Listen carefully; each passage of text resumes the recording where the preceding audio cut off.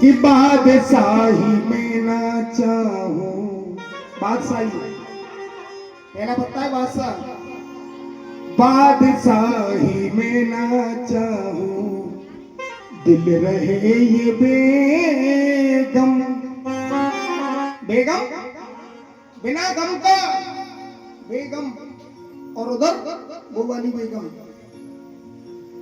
बादशाही में ना चाहूं, दिल रहे ये बेगम, वो बिनती है इतनी बाबा, बिनती है इतनी प्यारे, कुछ न करोगे, बिनती है इतनी बाबा, कुछ न कहूँ मैं।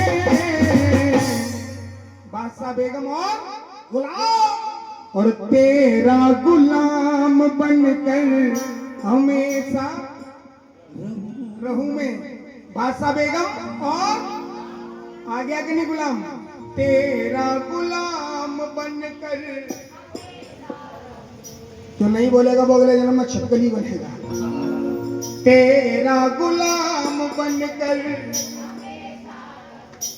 तीन पत्ता है आगे, ध्यान रखना। आइए खोलिए दोनों हाथ और ताली के साथ वृंदावन तक आवाज पहुंचनी चाहिए। वो तेरा गुलाम बनकर हमेशा रहूं, तेरा गुलाम बनके हमेशा रहूं, तेरा गुलाम बनके हमेशा रहूं। अब ध्यान देना एक एक पत्ते पर। अब कौन सा पत्ता आएगा? पहला। तो वो बाबा का सेवक रसूलपुर से गया था, वो क्या कह रहा है?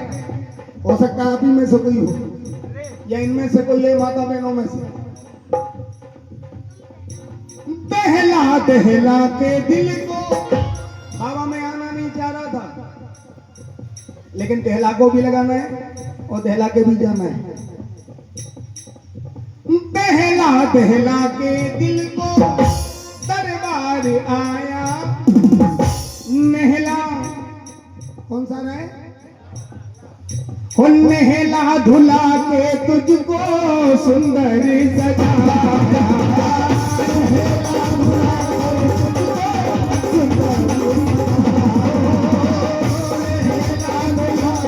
तुझको सुंदर अब कौन सा आएगा बता? अच्छा, वह सब ध्यान करो, सब ध्यान है।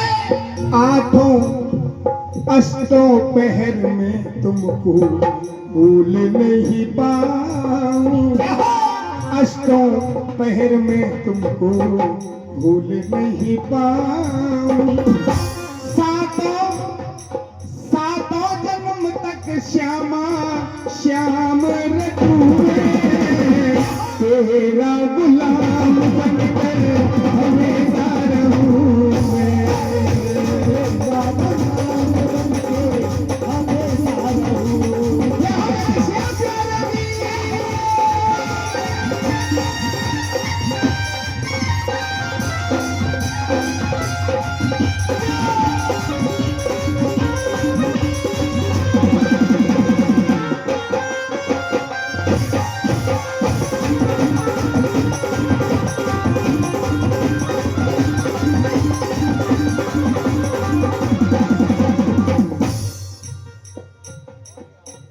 पत्ते कहां तक आ गए? 7 सत्ता आ गया। अब आ रही है छठी। छह थे पांडव, हाँ सुनो साहब, छह थे पांडव, सब 5 मानते हैं, करण भी थे कुंती पुत्र श्याम जानते हैं, करण भी थे कुंती पुत्र श्याम जानते हैं, करण भी थे कुंती पुत्र श्याम जानते हैं, करण भी थे कुंती पुत्र।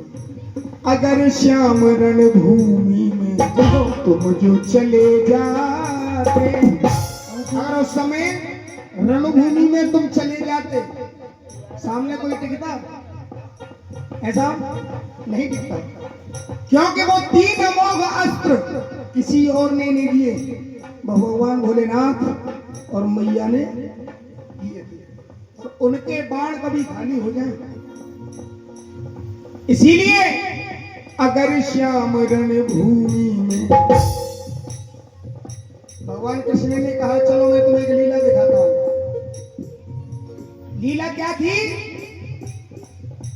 भगवान कृष्ण समझ गए कि ये काम खराब करेगा, पहले ही पहुंच गए उस पीपल के पेड़ के नीचे जहां शीश का दान दिया था, वो चुलकाना धाम है।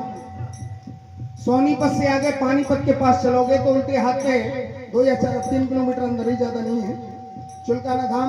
आज वो है पीपल का पेड़ है, और उस पीपल के पेड़ में जो आज भी पत्ते आते हैं उसमें छिद्र आते हैं, कभी भी जाकर के देखना, बाबा का दरबार है। जैसी यहाँ व्यवस्था है वैसी वहां व्यवस्था है, जैसी भीड़ यहाँ होती है वैसी ही भीड़ वहां होती है। तो उसने कहा, भगवान कृष्ण ने जाकर के पूछा, बरबरी कहाँ जा रहे हो? बोले प्रभु युद्ध देखने जा रहा हूं। तो युद्ध में क्या करेगा कि जो हारेगा उसका मैं सहारा। अच्छा, वो ये नहीं जानता था कि हारने वाला कौन है, उसकी मां जानती थी कि हो सकता है कि तेरे घर वाले हार जाएं। क्यों? कि नारायण की जो नारायणी सेना थी वो दुर्योधन ले गया, अब इनके पास कुछ नहीं है।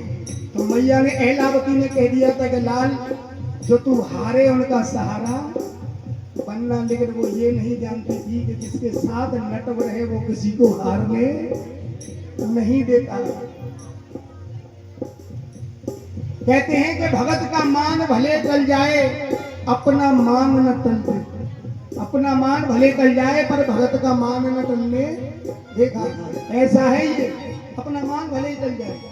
भीष्म पितामह ने कहा था कि मैं शस्त्र नहीं उठाऊंगा, लेकिन प्रभु उस भगत का मान रखने के लिए भीष्म पिता से कहा था, लेकिन भगत का इन्होंने मान रखा, और कन्हैया ने शस्त्र उठाया कि नहीं? केवल क्यों? कि मेरे भगत का मान नहीं गिर जाए, अपना मान चल जाए कोई बात नहीं, भले चल जाए कोई भरोसा नहीं, कोई पक्का नहीं। तो यही तो नारायण की नीति थी। जब जैसे ही उसने एक बाण चलाया, पूरे पीपल के पेड़ों पत्तों में छिद्र हो गया। अर्जुन कहने लगा, महाराज जो 18 दिन युद्ध चलेगा वो युद्ध 18 मिनट भी नहीं झेल पाएंगे इसके सामने, एक बाण में सबको समाप्त कर देगा, हम रह जाएंगे, कोई नहीं रह पाएगा। लेकिन मैं तो तुम्हारी शरण में हूं। क्या? बस उसने एक ही भाव रखा था, जो कुछ हो वो तुम हो। पितामह भीष्म में भी तुम हो, लेकिन प्रभु मेरे सामने जो कुछ हो वो तुम हो। अच्छा, कोई बात नहीं। आज नारायण ने शीश का दान उससे मांगा, उस दानी ने शीश का दान दे दिया। तो उसने एक इच्छा जागृत की कि केवल मैं युद्ध देखना चाहता हूं। तो माता सरस्वती की कृपा से अमृत की वर्षा हुई और उस शीश को जिलाया, और उसने वो महाभारत पूरा देखा। अच्छा, उस महाभारत में भी क्या हुआ कि महाभारत पूरा हो गया तो पांडवों के अंदर अभिमान आ गया, और अभिमान भगवान का सबसे बड़ा परम शत्रु है। अभिमान कैसा आ गया? भीम कह रहा है कि मेरी गदा से सब कौरव मारे गए। अर्जुन कह रहा है कि दादा मेरे गांधी जी की भी कदर करो, जब मैं बाहर चलाता था तो सारी संख्या भाग जाती। नकुल सहदेव ऐसे ही इनमें आपस में बहस होने लगी। भगवान कृष्ण कहने लगे कि जिस परिवार को मैं जोड़ रहा हूं और उसमें ये अभिमान के बीज अंकुरित हो रहे हैं, बोले चलो सबको ले गए। वहीं यहाँ बर्बरीक जिसने पूरे महाभारत को देखा, तब उससे कहा था बता कौन जीता और कौन हारा, इनके नेत्रों को खोलो। तब जाकर के उसने कहा कि प्रभु मैंने तुम्हारा सुदर्शन चक्र चलते देखा है, और कुछ चलते ही नहीं देखा, सब लीला तुम्हारी है। बोले क्यों? वही चलो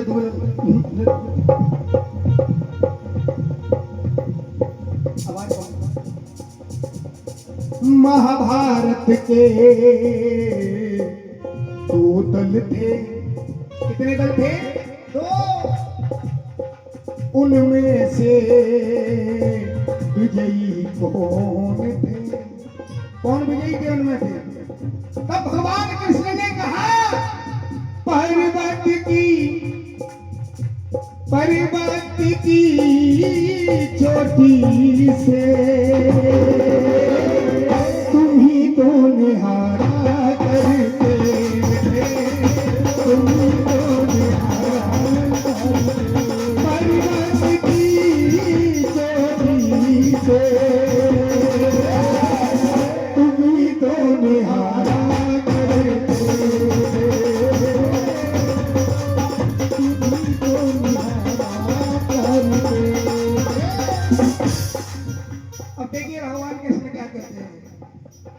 बाबा जो खाटू लगे थे शीश का दानी, वो क्या कह रहा है कन्हैया से?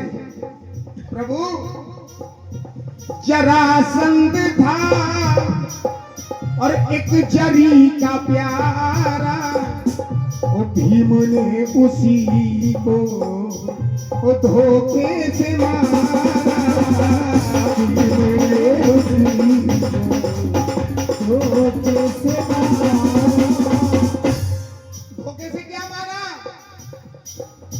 जब वो भीम उसको चीर देता था तो फेंक देता था, वो दोनों जाकर के चिपक जाते थे जरासंध के टुकड़े। फिर ऐसे कहा ऐसे फेंको, तब वो कह रहा है सांवरिया सेठ इधर चीर दो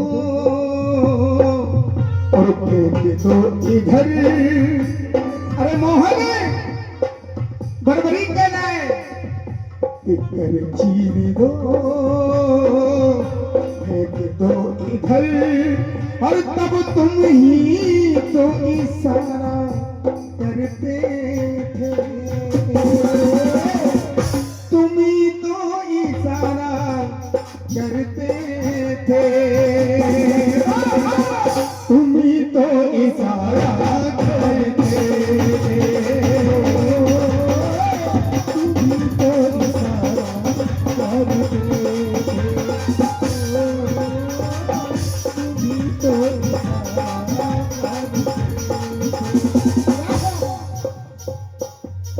पत्ते कहाँ तक हो गए? राधे राधे राधे राधे श्याम चौकी अब आ रही है, क्या आ रही है? चौकी।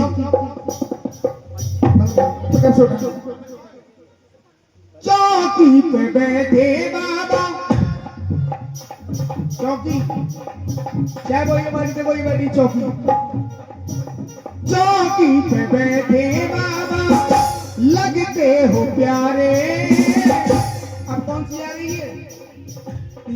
और टिक्की यदि अच्छी हो तो ताली बजा देना। चौकी पे बैठे बाबा लगते हो प्यारे, तीन बाणधारी हो हार के सहारे,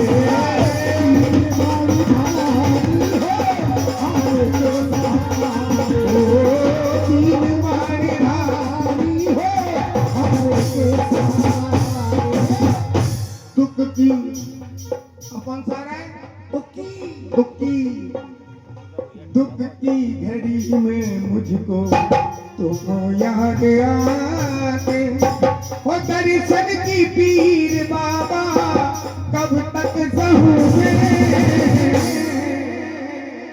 और तेरा गुलाम बनकर हमेशा, तेरा गुलाम बनकर हमेशा रहूं।